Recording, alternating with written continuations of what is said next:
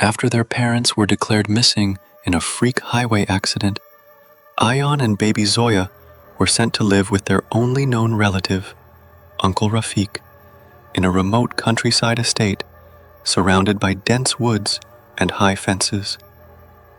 The house was old, creaky, and far from town. Uncle Rafiq was kind but odd. He never let them near the basement, always locking it, and he never answered phone calls in front of them. Zoya would often stare at the basement door and cry at night. One rainy evening, the power went out.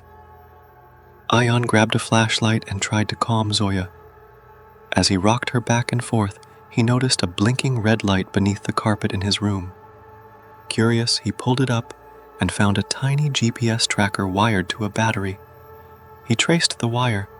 It went through the wall toward the basement.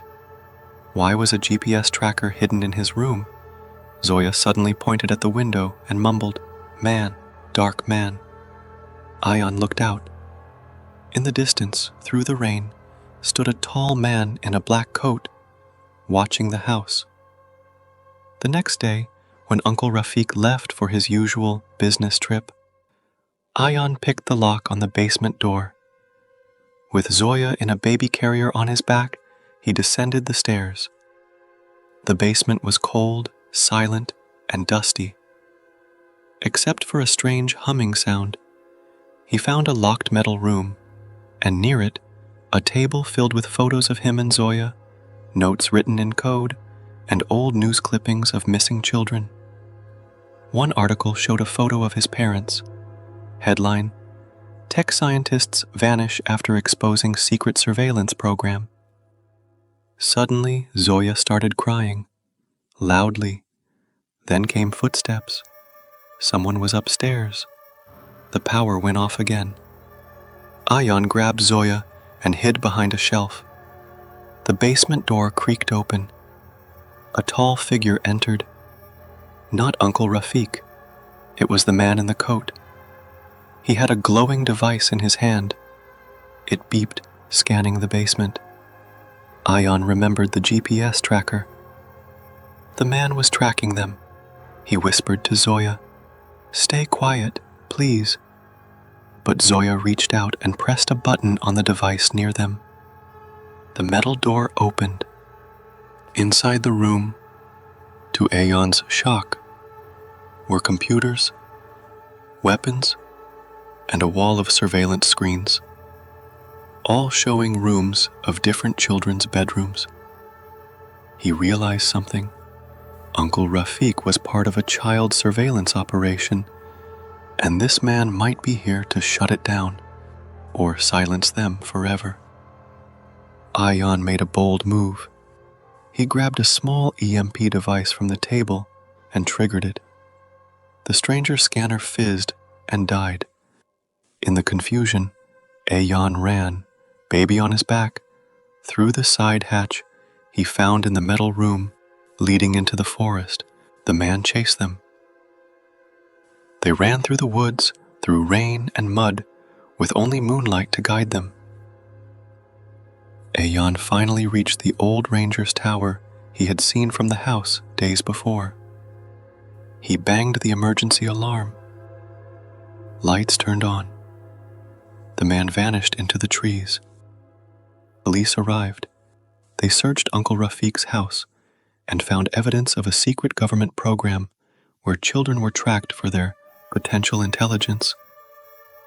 Ayan's parents had tried to expose it and were eliminated.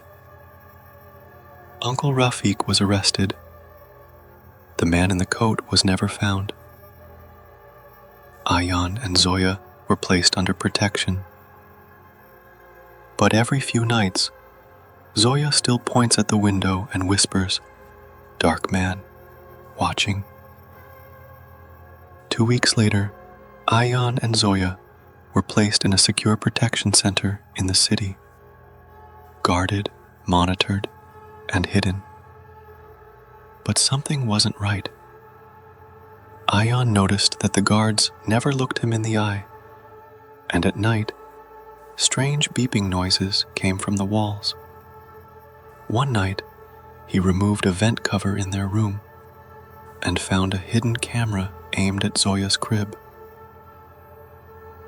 They weren't safe. They never had been.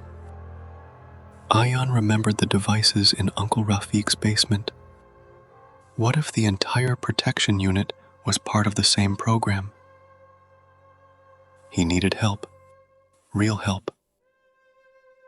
Using a discarded laptop in the laundry room, Ayan connected to the internet through a hidden network his father once showed him. He found an old contact, Kite Rider 47, a mysterious online hacker who used to help his parents during their last mission. Ayan sent everything: the photos, the trackers, the device designs, even the camera footage. 2 hours later, a reply blinked on screen. "It's bigger than you know. We go public tonight. Be ready." That same night, Ayan was woken by Zoya's cry. But it was different this time. Soft, afraid, not a normal baby cry. When he turned the light on, Zoya was gone. The room door opened. 2 men in black suits entered. No expressions, no words. Ayan lunged toward one of them, punching, biting, anything to get past. He fought like his life depended on it, because it did. He found Zoya in the hallway, held by the same man in the black coat from before. But now, Ayan noticed something strange. His hand was shaking. The man whispered to him, "You're not the enemy, you're the key." Then everything went dark. Ayan woke up in a strange warehouse, Zoya in his arms, and a single screen flashing in front of him. It was Kite Rider 47, broadcasting across global news channels. "This is the Silent Signal program. Secret government factions have tracked thousands of children, marked by intelligence scores, behavioral data, and family history. They were tested, watched, taken." Ayan's face appeared on the screen. So did Zoya's. So did the faces of hundreds of other children. The truth was out. Sirens wailed outside. FBI, international media, real law enforcement this time. As they were escorted out by real agents, not part of the shadow program, Ayan looked around.